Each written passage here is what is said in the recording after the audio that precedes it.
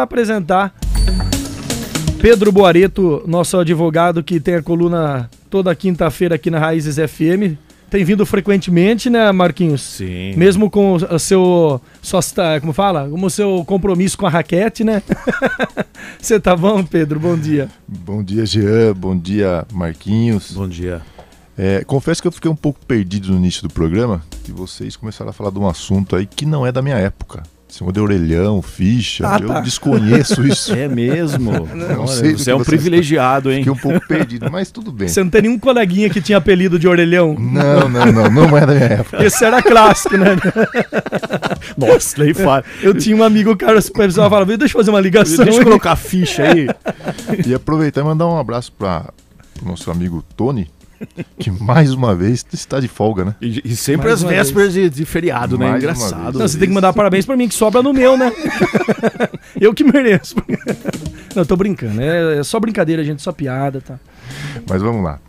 Hoje eu separei um tema, até porque é um fato que ocorreu aqui na nossa vizinha cidade de Piracicaba. E até para que nós possamos fazer uma reflexão, porque eu ouço muito, e acredito que vocês também já ouviram bastante, a seguinte frase: a justiça, ela só funciona para quem tem dinheiro, ou seja, para quem é rico. Quantas e quantas vezes a gente ouviu essa frase? A justiça só funciona para quem é rico, para quem tem dinheiro. Os gente de quem, né? Exatamente.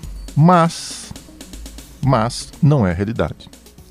E trago aqui um caso que aconteceu na cidade de Piracicaba, onde um morador de rua foi preso com uma pequena porção de drogas e R$40. Nesse contexto, ele foi preso acusado de tráfico de entorpecentes. Ele permaneceu preso durante quase todo o processo. E esse processo foi um pouco demorado, um pouco moroso, porque ele foi assistido pela Defensoria Pública. A Defensoria Pública tem um convênio com a OAB, né, no estado de São Paulo, e nos locais onde não temos Defensoria Pública, temos esse convênio com a OAB, onde a OAB presta assistência jurídica gratuita, né, para quem não tem condições. E foi o caso aqui dessa pessoa. Um morador de rua, com uma pequena porção de droga, R$40, preso em flagrante por tráfico de drogas. O juiz de primeira instância manteve a prisão dessa pessoa. O Tribunal de Justiça do Estado de São Paulo manteve a decisão de prisão dessa pessoa. O Superior Tribunal de Justiça em Brasília também manteve a decisão dessa pessoa, mas a Defensoria Pública recorreu ao Supremo Tribunal Federal, ao famoso Supremo Tribunal Federal. Caiu uns abacaxi lá também. Que é o que todos acusam aí, de que só funciona para quem tem dinheiro. A gente sabe que é muito difícil conseguir levar um processo até o Supremo, mas nesse caso do morador de rua, o processo chegou até o Supremo. Em primeira análise, o ministro Dias Toffoli também manteve essa pessoa presa por tráfico de drogas.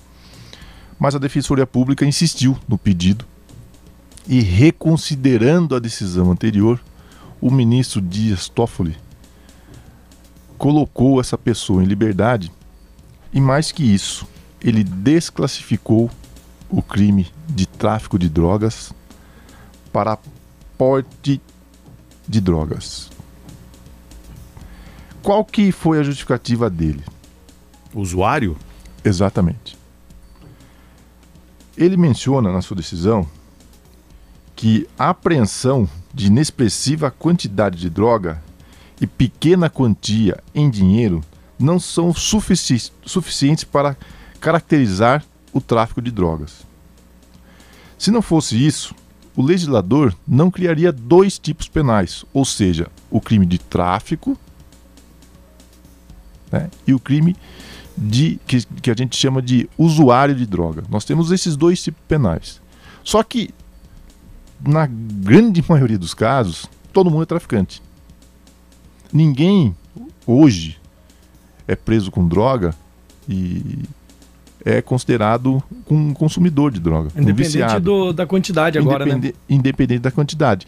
Só que nesse caso específico, o Supremo Tribunal de Justiça, ele foi bem específico em estabelecer que aquela quantidade de droga era tão pequena e o valor apreendido também era tão pequeno que não caracterizam por si só, né, muito embora os policiais que atuaram na prisão desse morador de rua aleguem que já existiam denúncias que ele era traficante, mas, e a palavra do policial tem muita credibilidade nesses casos, mas o Supremo Tribunal de Justiça entendeu que existem outros elementos que podem caracterizar o tráfico e que não foram observados.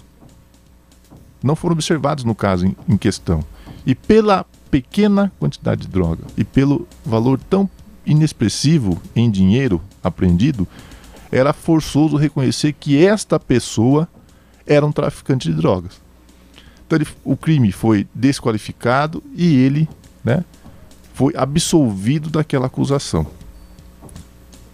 Esse é um exemplo claro de que a alegada justiça somente para ricos ou para poucos, ela não é totalmente verdadeira. Mas não podemos negar também, doutor, que teve uma burocracia por trás, né? Demorou para... Sim. Talvez se fosse um gente de quem não teria... A morosidade, ela é independente. Mas não existem também aqueles advogados que, se ele vê que a pessoa tem uma certa condição financeira, ele se debruça mais em uma tese de defesa, por exemplo? Na verdade, não se trata de debruçar sobre uma tese de defesa. É claro que quem tem mais condições financeiras, ele tem condições de contratar um profissional que ele bem entender, né? E não medir esforços para que este profissional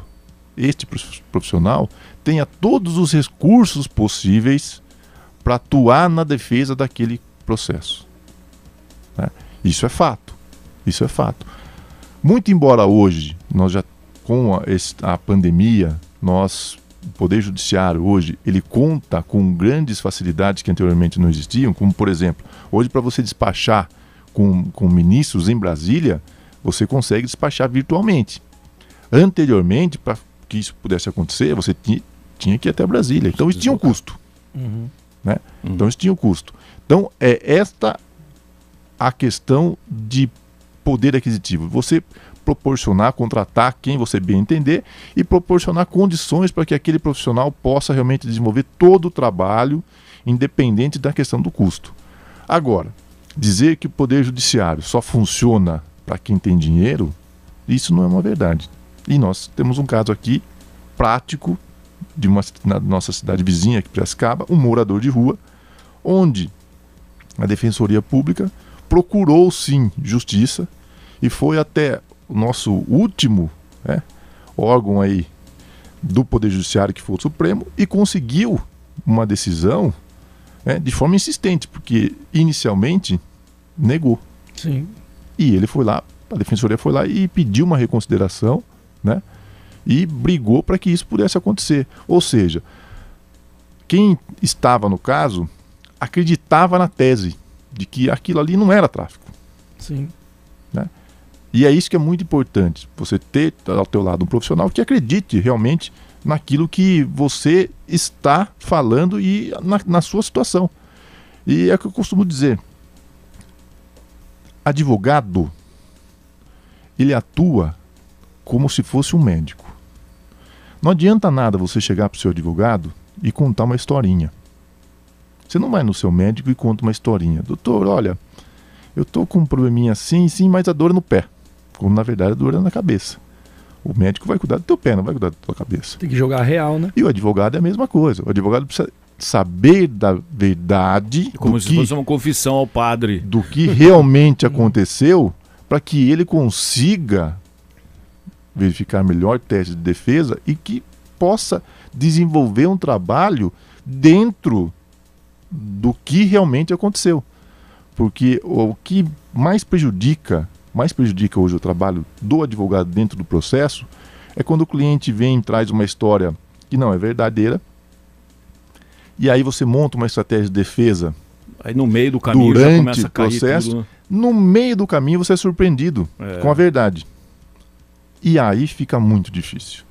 E como fica a questão do advogado? Uma coisa que eu sempre me perguntei, quando você tem que defender... Tudo bem que você pode aceitar e não aceitar os casos, né? Sim. Você tem esse direito. Esse é o primeiro ponto. Mas daí de um caso que você sabe que a pessoa está errada, a pessoa matou alguém, ela te confessa.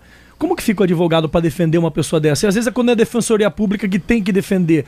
Como a pessoa, o advogado, na questão ética, o que pensa, o que passa na cabeça do advogado? O que é importante, até muito interessante essa pergunta, Gia, o que é importante que todos tenham em mente, independente da situação, sim, todo mundo tem direito. A defesa, né? A defesa. Todo mundo tem. Então o que o advogado faz nesses casos? Vai proporcionar o direito de defesa para aquela pessoa sabendo do que aconteceu. Sim. Mesmo nessa condição, essa pessoa tem direito a um devido processo legal, né? Tem direito de produzir provas, né? Dos mais variados meios possíveis, que isso é direito da parte, e o advogado vai atuar nessa situação. É que assim,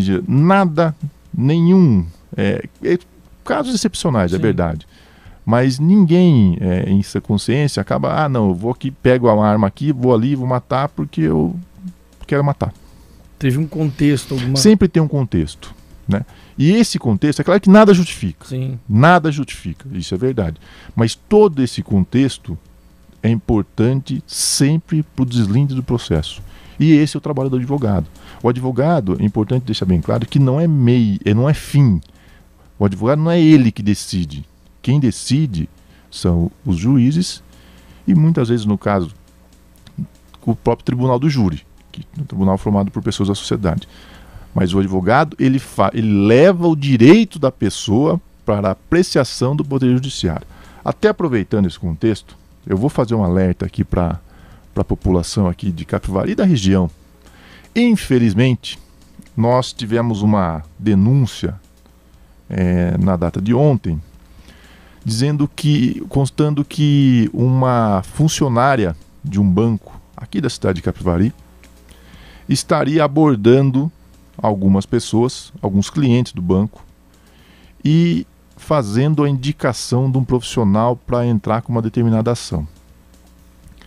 Algumas dessas pessoas foram até a OAB para verificar se realmente era verdade ou não essa questão da ação, e nós tomamos conhecimento desse fato. A OAB já instaurou os procedimentos cabíveis, mas eu deixo aqui uma mensagem para todos que, se isso acontecer, muito cuidado. Toda vez que isso acontecer, procure a OAB, informe esse fato, que esse fato é gravíssimo, e muito cuidado, porque muitas vezes as pessoas que estão fazendo isso é uma infração ética, não pode, por parte do advogado, e quem está participando disso está participando de uma captação de clientela. Então a gente pede muito cuidado, porque muitas vezes a pessoa pode estar sendo até enganada, né? Até enganada numa tentativa como essa, e às vezes acaba pagando um valor alto, inclusive, e na hora que vai verificar, perde a ação ou tem N problemas, e muitas vezes sequer localiza depois o próprio advogado que teria ingressado com a ação. Então a gente pede para que as pessoas tenham muito cuidado com isso, porque a advocacia realmente é uma profissão séria, nós defendemos interesses da parte. Sim. E não é através de o que a gente chama de paqueiros, né? Que são as pessoas que ficam aí fazendo captação de clientela, que conseguiremos realmente buscar justiça para essas pessoas. Muito cuidado com isso, e sempre que acontecer, procure a OAB, porque isso é um absurdo. Pior que picareta tem toda a profissão, né? Nossa, infelizmente. Fica sabendo que você sabia que se você mover tal ação, você vai ganhar tanto. É uma coisa maluca, né, cara? Inventa cada coisa que... Sim, e o que as pessoas não têm, às vezes, em mente é que você ingressar com uma ação judicial, existem custas nisso. Custa do processo, né? Se você perder aquela ação, tem custas também, né? Então, diversas vezes, ó, quer ver uma situação, essa questão de financiamento de veículos, revisão de financiamento. O que eu recebo de ligações, de clientes no escritório que foram atrás de alguém, ingressaram com uma ação, mas acharam que estava tudo certo, perderam a ação e depois são obrigados a pagarem ainda um determinado valor. Acaba virando o jogo, né? Fica muito mais caro a linha. Além de ter gasto um dinheiro e não ter um resultado que espera, acaba tendo que pagar mais ainda por conta da sucumbência do processo.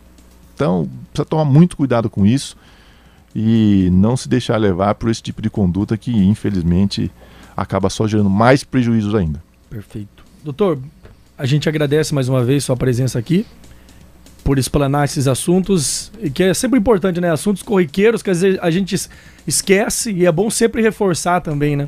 Sem sombra de dúvidas. Eu que agradeço, Jean, Marquinhos, e até a próxima semana. Só ia pedir que da próxima você fique um pouquinho longe do microfone, senão os seus inimigos vão tirar print, ó. Põe o pé esperto o nariz, ó. Parece que tá com o nariz de palhaço. Mas aqui é homenagem ao Marquinhos. Ah, tá. Eu tô rosinha. Ó. É reflexo do... Ó, pra quem não tá nos assistindo no vídeo... você tá ouvindo aí no rádio, você não sabe, né, o que a gente tá falando. É reflexo da esponjinha aqui do microfone, viu? Que bate no seu rosto aqui, você fica todo... Parece que, né, passou na maquiagem. Eu acho que daí eu fiquei vermelho, eu faço as piadas e depois eu que fico vermelho. Doutor, obrigado, desculpa as brincadeiras aí, mas espero que você não me processe. Pode deixar. Senão eu vou te procurar como advogado pra me defender contra você mesmo. Nossa! Imagina. Ele vai armar uma marapuca pra você ver. Pedro, bom feriado, bom final de semana. Um abraço, bom feriado.